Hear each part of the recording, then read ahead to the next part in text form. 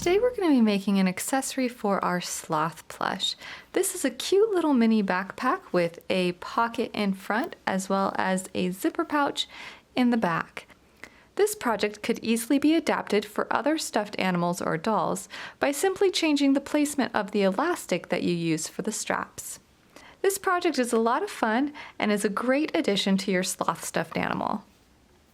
You can choose to make this out of a single layer of fabric, or you can choose to have a lined backpack if you prefer. For this project, you're going to want a 7-inch long zipper, some 1/4 inch wide elastic as well as 1/4 inch wide ribbon. You're also going to want fabric for the outside of the backpack, and depending on the weight of that fabric, you may also want some interfacing. I'm using just regular cotton for the outside of my backpack today, so I have some Pellon SF101 interfacing to go with it. I've also made this backpack before out of denim, and with that option, no interfacing was necessary. I also have cotton fabric for the inside of the backpack, which is optional, so you don't have to line it if you don't want to. And then you'll also want some fabric or bias tape for the trim on the pocket. You can find the free pattern for this project on my website, which is linked in the description below. I'm now going to use this pattern to cut out my pieces from both the main fabric as well as the lining. To save on the amount of cutting I have to do, I'm going to start by fusing my interfacing to the back of my cotton fabric.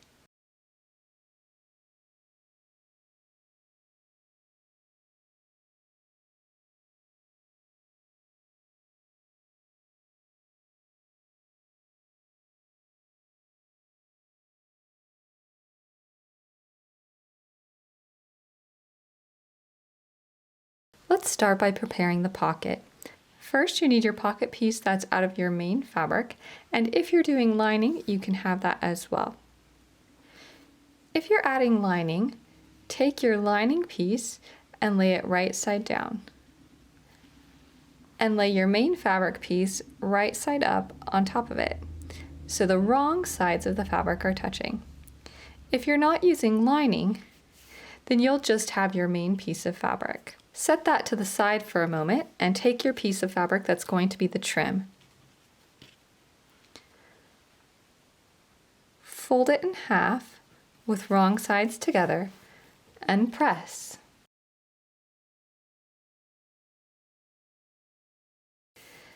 This will create a strip of fabric that's just a little bit less than 1 inch wide. Grab your pocket piece again, and with the pocket piece laying right side up, lay your trim on top of it. You want the folded edge of the trim to be pointing down towards the bottom of the pocket, and you want the raw ends of the trim to align with the raw edges on the top of the pocket. We're going to go to the sewing machine and we're going to stitch along this top edge with a 1/4 inch seam allowance.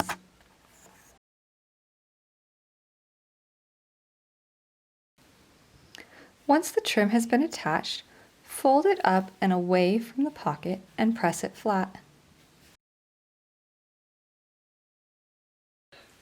Flip the pocket over and fold the edge of the trim down again and press. You can either stitch this in place by hand, or if you flip it to the front side, if you don't want to sew by hand, you can sew along this edge with a very small seam allowance. So I'm going to use about a 1/16 of an inch seam allowance, and I'm going to sew that in place on my machine. Once the trim's been attached, go ahead and clip the edges to be the same width as the pocket. Take your front outside piece of your backpack and lay it right side up. Place your pocket over top of it and align the bottoms and sides and pin it in place. Baste around the edge with an 1/8 of an inch seam allowance.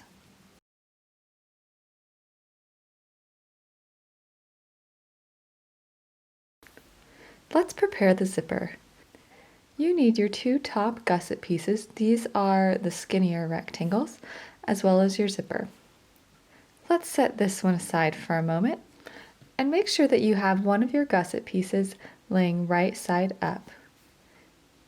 Take your zipper and place it right side down on top of it. Align the edge of the zipper tape with the top edge of the rectangle. I like to center my rectangle so that the metal stoppers are not on the rectangle but lie off of it. Go ahead and pin this in place if you like.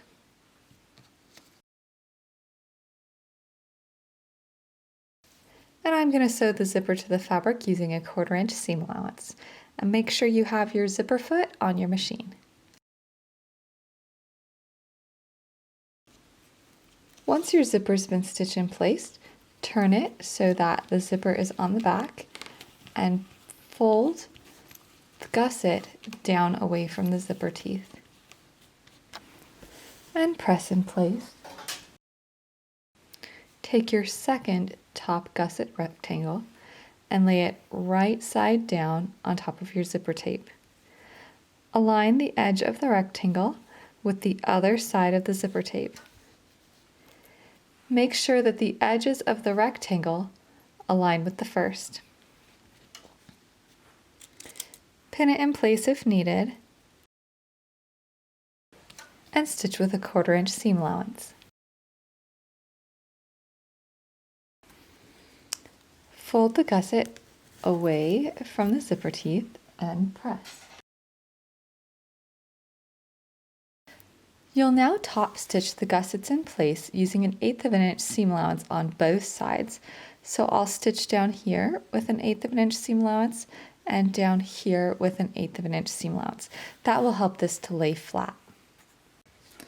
I like to use stitch length 3.5 when I'm top stitching. You may need your zipper foot for this step or you may not. So if your regular zigzag foot works fine for this step, go ahead and use it if you prefer.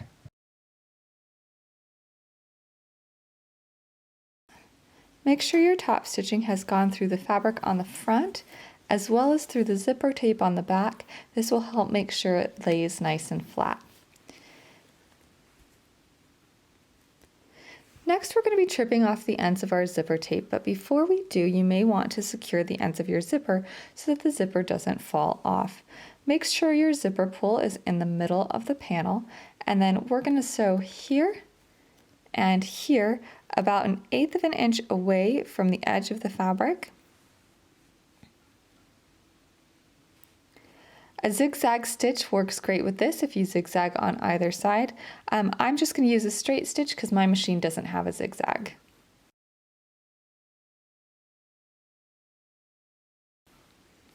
Now that I have stops in place for my zipper, I'm going to go ahead and trim off the zipper tape. I like to use my crafting scissors or my all-purpose scissors for this so that I can keep my fabric scissors nice and sharp.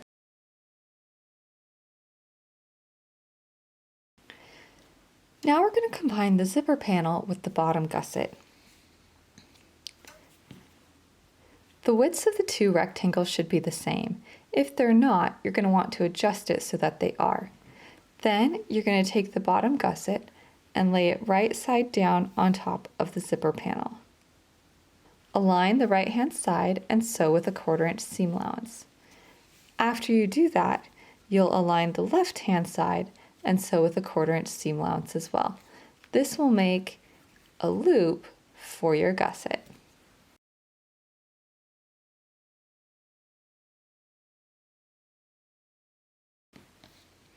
Turn the combined gusset right side out.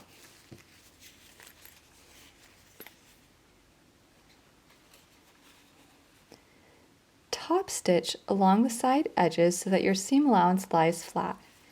You want the seam allowance to be pointing towards the bottom gusset. And then we'll sew this in place. Do so on both sides. I'm going to be using a 3.5 stitch length and an 1/8 of an inch seam allowance.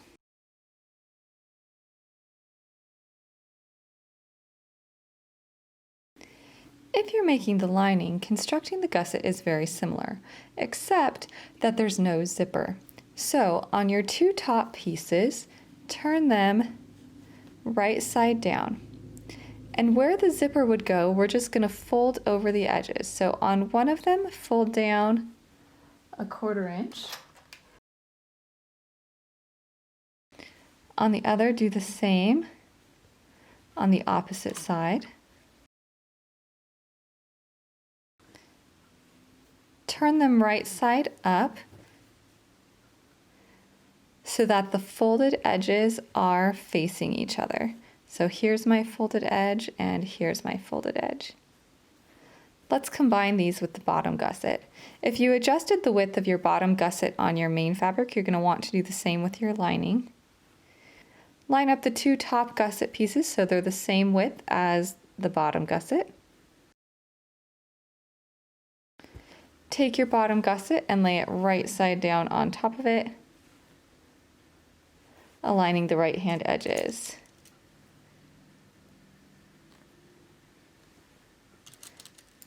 And pin in place.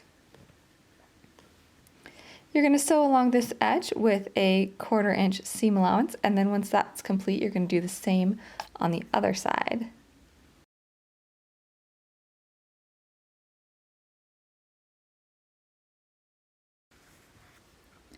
Then top stitch the seam allowance in place as you did before. Make sure the seam allowance is pointing towards the bottom gusset. And the gusset for our lining is complete.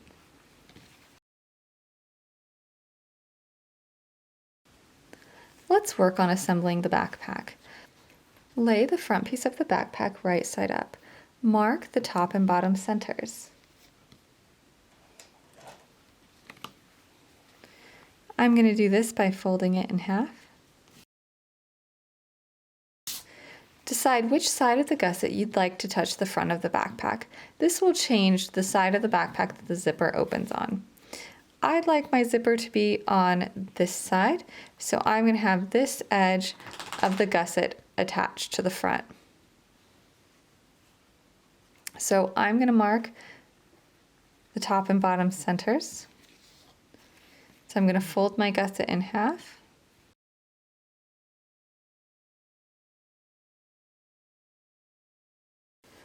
I'm going to line up the top center of the gusset with the top center of the front panel. Make sure that right sides are touching. Then align the center bottom of the gusset with the center bottom of the panel.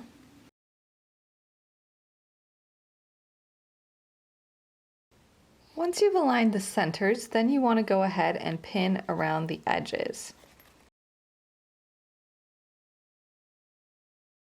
So carefully line up the edge of the gusset with the edge of the front piece.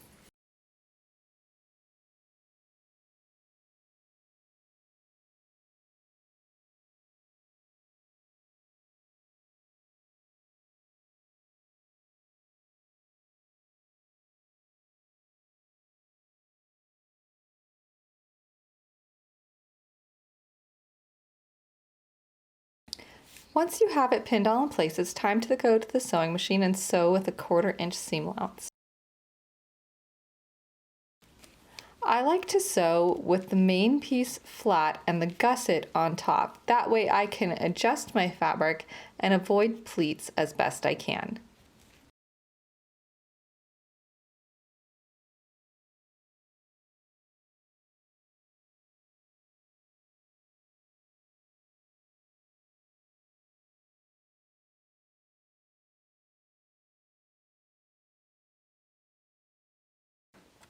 Once you've attached the gusset, check to make sure everything looks okay. If it looks good, then you're ready to prepare the back. If there's anything that needs to be corrected, go ahead and do that now. Let's prepare the back of the backpack. The first thing you want to do is identify the top center. You can do this by folding or by using a ruler. Next, I'm going to add a decorative ribbon to the top of the backpack so that it looks as if it has a handle on top. To do this, I'm going to use a piece of ribbon that's about 2.5 inches long.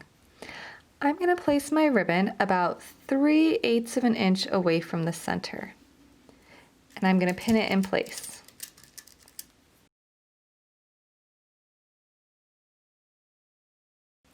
And you should be looking at the right side of the ribbon. Then I'm going to take the other end and I'm going to turn it and place it 3/8 an inch from the other side of center. Make sure it's not twisted. So you can see I've got my ribbon there for my handle, and I'm going to go ahead and baste that in place using 1/8 of an inch seam allowance. Next, I'm going to add the elastic for the arms. When I add the elastic for the arms, I'm going to use 2 pieces of 1/4 inch wide elastic, and these pieces are 6 inches long. To make the arm loops, I'm going to take my piece of elastic and fold it in half so that the ends are touching. And then I'm going to use my pattern piece as a guide. And you can see where the elastic's supposed to go. So the elastic's supposed to go right at this angle here. So I'm going to place that over my piece. You can also transfer the markings onto your fabric if you prefer. And I'm going to pin that in place. And I'm going to do the same thing on the other side. So again, take my elastic, fold it in half, use my pattern piece as a guide. Goes just like that. And pin it in place. And I'm going to baste these in place with about 1/8 of an inch seam allowance. Next, you'll want to decide how you'd like the bottom straps of your backpack to fit. There are 2 options. This is what the arm loops on the backpack will look like. You can create similar loops for the legs if you like. To do so, you use the exact same method you did for the arms, but this time cut your elastic 7 inches long. The next option is to do a single piece of elastic that goes around the belly of the sloth. You can cut this elastic about 9.5 to 10 inches long. This is the method I'm going to use for my backpack today. Since I'm going to do the single piece of elastic, I've cut myself 1 piece of elastic that's about 10 inches long. I'm going to place this about 3/8 of an inch above the bottom edge. So I'm going to pin one end to the left and then one end to the right, the same distance above the bottom. And then I'll baste these in place again with 1/8 of an inch seam allowance, just like I did for the arms. Now that we've applied the elastic, we have to attach this to the rest of the backpack. However, we need to make sure that this elastic will be out of the way. So I like to place the elastic in the center and then use a pin or 2 to hold it in place. I find that the easiest way for me to do this is to place a pin from the back side, go up and over all the elastic, and down through the other side as well. And that way it will hold all of that elastic in place. Now we can add the front of the backpack to the back of the backpack in the exact same manner that we did when we attached the front section. Just this time, make sure your gusset is open a little bit so that you can turn it after you're done attaching it. So make sure you've marked the centers on your back piece, align it with the centers on your gusset, and pin around.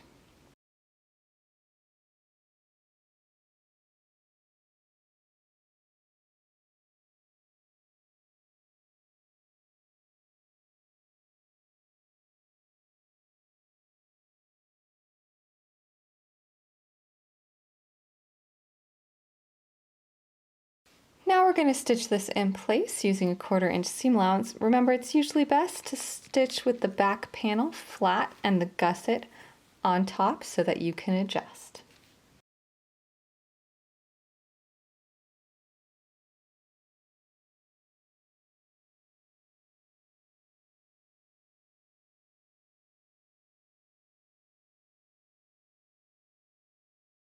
Turn your bag right side out and check to make sure everything looks okay. If you're not doing lining on your backpack, then you're finished. If you are doing lining, you're going to construct the lining in exactly the same way that you did the main backpack. You just don't have to worry about the elastic and ribbon. To combine the lining and the backpack, turn the backpack wrong side out.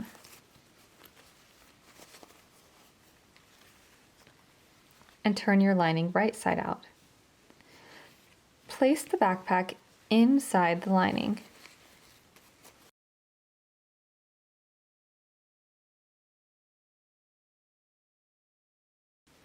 It will probably be a little bit of a tight fit, and that's to be expected. Align the centers of the gusset. You want the lining to extend just to about your row of stitches on the zipper. You don't want it to go much beyond that because you don't want it to get in the way of opening and closing your zipper. Pin it in place.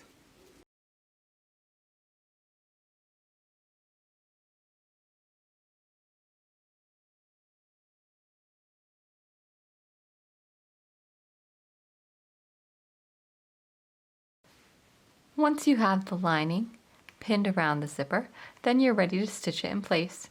You're just going to slip stitch it to the zipper tape, so I'm going to stitch along the fold here of the lining, and I'm going to stitch it to the zipper tape, and I'm going to be careful and make sure that my stitches are not visible on the front of the bag.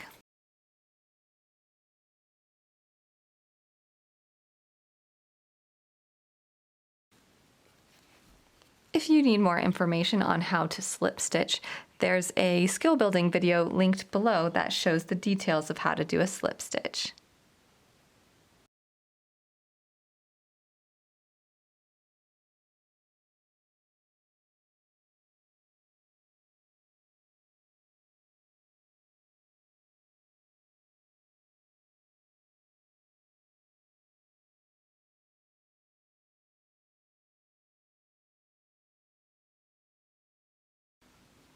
Once you've slip stitched all the way around the zipper, you're finished. Go ahead and turn your backpack right side out. Make sure to fully turn each of the corners.